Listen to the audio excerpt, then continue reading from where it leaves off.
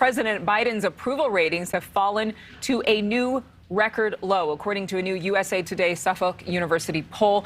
Just 38% of Americans approve of the job that President Biden is doing in the White House. That poll is taken between November 3rd and November 5th. And we are joined right now by Niall Stanage, White House columnist for The Hill. Niall, Democrats still hurting from the bruising that it's taken in the time that they've tried to pass these massive infrastructure and spending bills.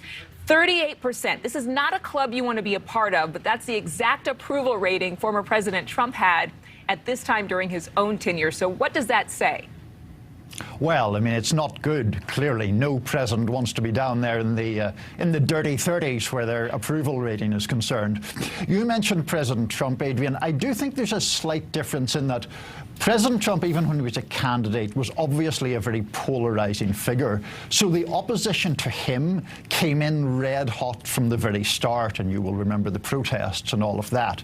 President Biden did have pretty good ratings a few months ago, and since then there's been this kind of damp blanket of disappointment that I think has sort of surrounded him and has pulled him down. But I think that a lot of Democrats voted for him and decidedly thought of him as the lesser evil when voting this time around in the 2020 election. There wasn't this big wave of excitement over President Biden, unless I'm mistaken. You correct me if I'm wrong, because you're there in Washington.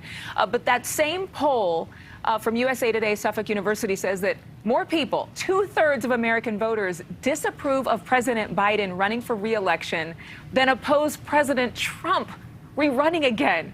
So what does that say about the GOP and Democrats firing up their constituents? You know, I think you are right for a start that there was not that much real enthusiasm for Biden. It was more that he was seen as a corrective to other things that people didn't like, a kind of atmosphere of chaos and so forth. And there was a sizable anti-Trump vote. I think, incidentally, this is why the current situation is so dangerous for President Biden.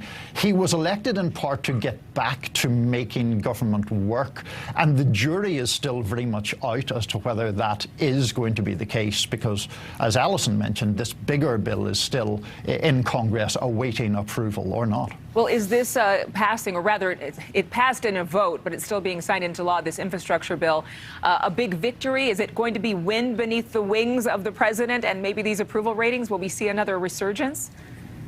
It definitely could be. I think it could have some appeal to independent voters. You know, the process has been very messy, but the people who follow the process tend to be people who are very interested in politics. People very interested in politics tend to have fixed political views.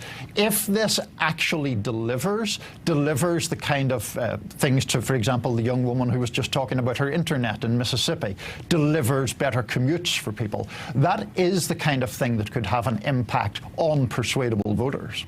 Thank you so much for watching. Make sure to click on the red subscribe button below so you can get more of NewsNation's fact-driven, unbiased coverage.